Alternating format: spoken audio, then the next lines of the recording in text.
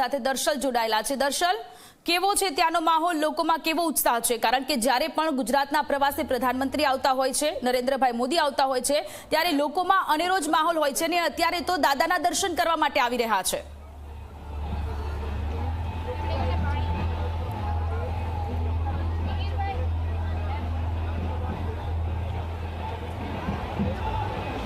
સોનલ, સ્વાભાવિક છે કે પ્રધાનમંત્રી નરેન્દ્ર મોદી જ્યાં જ્યાં જાય ત્યાં ત્યાં એ જનમેદની એમની એક ઝલક જોવા માટે એ ઉમટે, અને એમાં પણ ખાસ કરીને સોમનાથની વાત આવે, એ સોમનાથના ઇતિહાસની વાત આવે, એ શિવની વાત આવે, જે શિવને તમામ લોકો માનતા હોય, પ્રધાનમંત્રી માનતા હોય, એ દેવાધિદેવની વાત આવે, ત્યારે સ્વાભાવિક છે કે માનવ મહેરામણ જોવા મળે। એ જ માનવ મહેરામણ સોમનાથ ખાતે અહીંયા જોવા મળી રહ્યું છે કે જ્યાં પગ ન મુકાય એવી પરિસ્થિતિ અહીંયા જે છે એ સોમનાથ પરિસરમાં અને આખા એ સૌરયાત્રા રૂટની અંદર જોવા મળી રહ્યું છે। અશ્વો છે, આ ઋષિકુમારો છે, આ તમામ લોકો આ સૌરયાત્રામાં એ જોડાયા છે, અને ખાસ કરીને 108 અશ્વો વચ્ચે એ પ્રધાનમંત્રી નરેન્દ્ર મોદી એ ખુલ્લી જીપમાં બેસીને એ આ શંખ સર્કલથી એ સૌરયાત્રાની શરૂઆત, અને તેની આગળ એ ઋષિકુમારો કે જે શંખ સાથે એ ડમરૂ સાથે એ નાદ કરતા એ જોવા મળશે। ઓમ નમઃ શિવાયના જાપ સાથે ઓમકાર મંત્રની વાત હોય, હર હર મહાદેવની વાત હોય, આ જે ધૂનો જે છે, આ મંત્રો જે છે, તેનાથી એ સોમનાથ જે છે એ ગુંજી ઉઠ્યું છે, અને સાથે એ સૌરયાત્રા જે શંખ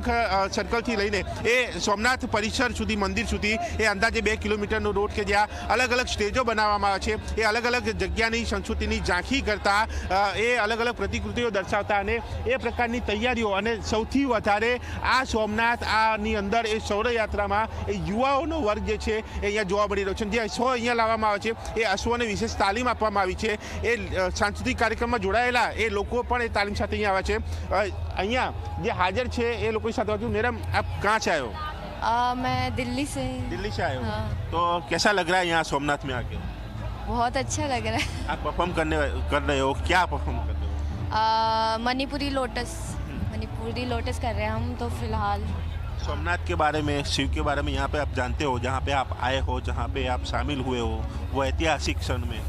हाँ, मतलब जानती हूँ सोमनाथ। मैं वैसे सेकंड टाइम आई हूँ यहाँ पे, मेरे को बहुत अच्छा लग रहा है, और मैं यहाँ पे मंदिर भी गई, काफ़ी अच्छा लगा मुझे, और ખૂબ સારું લાગી રહ્યું છે। અને અહીંયા એ દિલ્હીથી આ યુવતીઓ આવી છે, સાથે આ કચ્છ ભુજ ત્યાંથી પણ લોકો, ગુજરાતમાંથી, કેરળમાંથી, અલગ અલગ જગ્યાથી। મેડમ, શું તૈયારીઓ કેટલા ટાઈમથી, અને આ ઐતિહાસિક એક કાર્યક્રમ એમાં જ્યારે તમે અહીંયા ભાગ લીધો છે? નમસ્તે, મારું નામ વૈશાલી સોલંકી છે। નુપુર ડાન્સ એકેડમી ભુજથી અમે લોકો આવી રહ્યા છીએ। કચ્છી ફોક અને પ્યોર ક્લાસિકલ ભરતનાટ્યમ લઈને આજે જ્યારે આ ઐતિહાસિક પર્વમાં અમને લોકોને પણ પાર્ટ લેવાનો ખૂબ જ સરસ લાહવો મળ્યો છે, અને બાળકો બહુ જ ઉત્સાહિત છે કે શ્રી મોદી સર છે એ અમારી કલાને જોવે, અને ખૂબ જ ઐતિહાસિક પર્વ અમારી માટે પણ સેલિબ્રેશનનો આ થઈ રહ્યો છે। ઐતિહાસિક પળ એ તમામ લોકો માટે કેવું લાગી રહ્યું છે અહીંયા? બહુ જ સારું લાગી રહ્યું છે, જે રીતે અહીંયા અરેન્જમેન્ટ કરવામાં આવ્યું છે, અને આટલા વર્ષો પછી જ્યારે મોદી સાહેબ પાછા અહીંયા આવી રહ્યા છે ત્યારે ખૂબ જ જોરોથી તૈયારી થઈ રહી છે, અને અમે લોકો બી એકદમ પ્રેક્ટિસ સાથે અહીંયા પધાર્યા છીએ, અને બધાને બહુ જ ગમશે આ પ્રોગ્રામ। Thank you. લાગતું હતું કે આવો કાર્યક્રમ સોમનાથમાં થશે અને એમાં તમને પરફોર્મ કરવાનું મળશે મોકો? ના, અમને ખૂબ જ સારો ચાન્સ મળ્યો છે કે શ્રી નરેન્દ્રભાઈ મોદીને અહીંયા આવવાથી અમને આટલો સરસ ચાન્સ મળ્યો છે। અમે લોકો ભુજથી આવ્યા છીએ, અમે લોકો પ્યોર ભરતનાટ્યમનો અહીંયા રજૂઆત કરવાના છીએ। અહીંયાનું વાતાવરણ એકદમ શુદ્ધ, એકદમ ભક્તિમય, અને ખૂબ જ મજા આવે છે। સોમનાથ એ સ્વાભિમાન પર્વની વાત, 1000 વર્ષ પહેલાની વાત જાણો છો શું?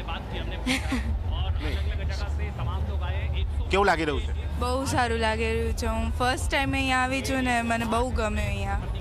એટલે અહીંયા લોકો જે રેગ્યુલર આવે છે એ પણ છે, પહેલી વખત પણ લોકો આવ્યા છે, પણ તમામ લોકો એ આ સોમનાથ સ્વાભિમાન પર્વની અંદર સામેલ થઈને તેની એક મજા લઈ રહ્યા છે, એક ક્ષણના એક સાક્ષી બની રહ્યા છે। અને અહીંયા જોઈ શકાય છે માનવ સાંકળની જેમ એ તમામ યુવાઓને અહીંયા ઊભા રાખવામાં આવે છે। એ અશ્વો અહીંયા ગોઠવાઈ ગયા છે, એ ઋષિકુમારો ગોઠવાઈ ગયા છે, એ ખુલ્લી જીપ કે જેમાં પ્રધાનમંત્રી નરેન્દ્ર મોદી સવાર થવાના છે એ પણ ગોઠવી ચૂકી છે, અને હવે એ રાહ જોવાઈ રહી છે પ્રધાનમંત્રી નરેન્દ્ર મોદી મોદીના અહીંયા આવવાની અને એ બાદ એ શૌર્યયાત્રા શરૂ થવાની, જે બાદ અહીંયાથી એ તમામ લોકો એ અભિવાદન ઝીલશે, એ ઓમકાર મંત્રના જાપ, ઓમ નમઃ શિવાયના જાપ સાથે આ શૌર્યયાત્રાની શરૂઆત, અને એ બાદ આ શૌર્યયાત્રા પૂર્ણ થતાં જાહેર સભામાં પ્રધાનમંત્રી નરેન્દ્ર મોદી સામેલ થઈને ત્યાં લોકોને સંબોધશે. એટલે આ માહોલ જે છે એ સોમનાથ ખાતે જોવા મળી રહ્યો છે, એકદમ ભક્તિમય માહોલ, અને સાથે જે પ્રકારનો આખા સ્વાભિમાન પર્વ અહીંયા ઉજવાઈ રહ્યો છે.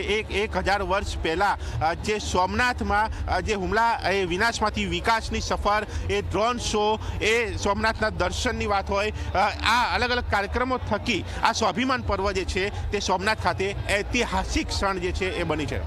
જી દર્શલ અને અર્પણ, આપ જોડાયેલા રહેજો, આગળ પણ આપણી પાસેથી માહિતી મેળવતા રહીશું. તો સોમનાથ સ્વાભિમાન પર્વની શરૂઆત થઈ ચૂકી છે. ગઈકાલે પ્રધાનમંત્રી નરેન્દ્ર મોદી ગુજરાત આવી ચૂક્યા છે અને આજે તેઓ અશ્વયાત્રામાં જોડાવાના છે અને પછી તેઓ વિશાળ જનમેદનીને સંબોધન કરવાના છે. પરંતુ એ પહેલાના આ દ્રશ્ય છે કે જ્યાં વિવિધ ટેબ્લો લગાવવામાં આવ્યા છે. શૌર્ય યાત્રામાં આ હિરાણીઓ દ્વારા ડાન્સ કરવામાં આવશે, નૃત્ય કરવામાં આવશે, અને બીજી બાજુ જે દેશ વિદેશથી પણ ઘણા બધા ગ્રુપ અહીંયા આવેલા છે.